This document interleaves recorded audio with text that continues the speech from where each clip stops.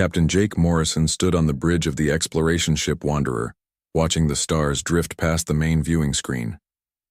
3 months into their deep space survey mission, his crew had found nothing but empty space and dead rocks. The edge of human territory was supposed to hold secrets, but so far it had only given them boredom. "Captain, I'm picking up something strange on the long-range sensors," said Lisa Carter from her position at the navigation console. Her fingers moved quickly over the control panel as she tried to get a clearer reading. Jake walked over to look at her screen.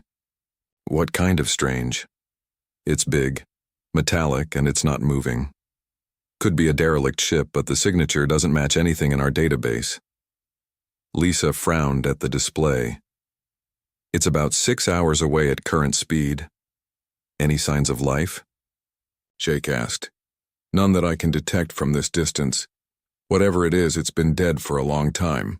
Jake turned to the communication station where Amy Walsh sat monitoring the empty channels.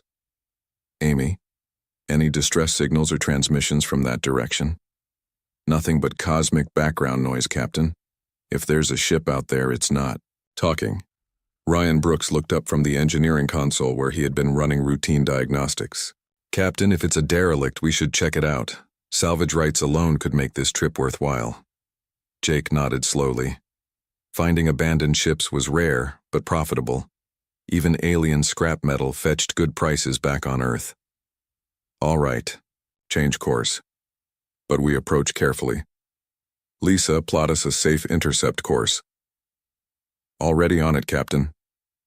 As the Wanderer changed direction, Jake felt the familiar tingle of excitement that came with discovering something new. After 20 years in space, first as a military officer and now as an explorer, he still loved the thrill of the unknown. 6 hours later, they got their first clear look at the mysterious object. Kevin Park, their scientist, stood beside Jake, on the bridge, staring at the main screen in amazement. "My God," Kevin whispered. "That's not alien." The ship floating before them was massive, easily 3 times the size of the Wanderer. Its hull was dark gray metal, covered in what looked like weapon ports and sensor arrays.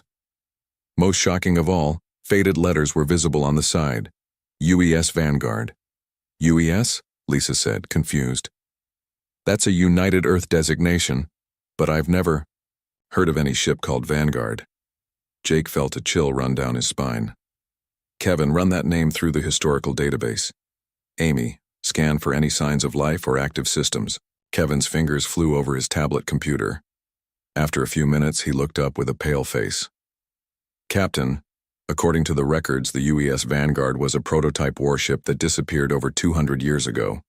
It was part of an experimental program that was classified and then abandoned after first contact with the aliens." 200 years? Ryan said from his console. "That's before we even had proper faster-than-light travel." "The records are incomplete," Kevin continued. "But it says the ship was designed by Admiral Helen Cross as part of something called Project Guardian. The entire program was shut down when humanity decided to pursue peaceful contact with alien species instead of military development." Amy turned from her station. "Captain, I'm detecting minimal power readings from the ship. Something is still active over there, but barely." Jake studied the ancient vessel on the screen. Its design was unlike anything in the current Earth fleet. Where modern ships were sleek and curved, this one was angular and aggressive. It looked like it had been built for war. "Can we dock with it?" Jake asked.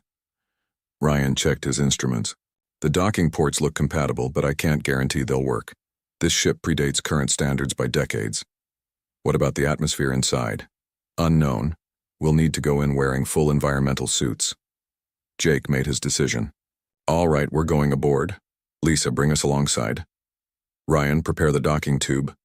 Kevin, I want you to bring every scanner and recording device we have. Amy, keep monitoring for any changes in the ship's power signature." As the Wanderer slowly approached the ancient vessel, Jake couldn't shake the feeling that they were about to discover something important. Ships didn't survive 2 centuries in space by accident. Whatever had happened to the Vanguard, it had been built to last. The docking procedure took an hour. The ancient ship's docking clamps were stiff with age, but they still functioned. As soon as the connection was secure, Ryan began testing the atmosphere in the docking tube. "Breathable air," he reported. "Temperature is cold but not dangerous. Gravity is working too somehow." Jake, Kevin, and Ryan suited up while Lisa and Amy remained on the bridge to monitor the situation. As they stepped through the airlock into the Vanguard, their helmet lights revealed corridors that looked frozen in time. "The preservation is incredible," Kevin said, running his scanner over the walls. "It's like the ship was launched yesterday." They made their way toward what appeared to be the bridge, following signs in Old Earth standard. The corridors were wider than those on modern ships, and the walls were covered with what looked like armor plating. When they reached the bridge, Jake stopped in amazement. The command center was enormous, with dozens of stations and screens. At the center sat a captain's chair that looked more like a throne. "Captain," Ryan called from a console near the back of the bridge. "I think I found the main computer core. It's still active." As they approached the console, lights began flickering on throughout the bridge. Screens activated one by one, displaying information in languages and symbols they didn't recognize. Then a voice spoke from the speakers, clear and calm despite the centuries of silence. "Welcome aboard the UES Vanguard. I am Atlas, the ship's artificial intelligence. I have been waiting for humanity to find me." Jake Morrison stared at the speakers in shock. After 200 years of silence, the ship's computer was talking to them like it had been expecting their visit. "You said you've been waiting for us?" Jake asked carefully. "Yes, Captain Morrison.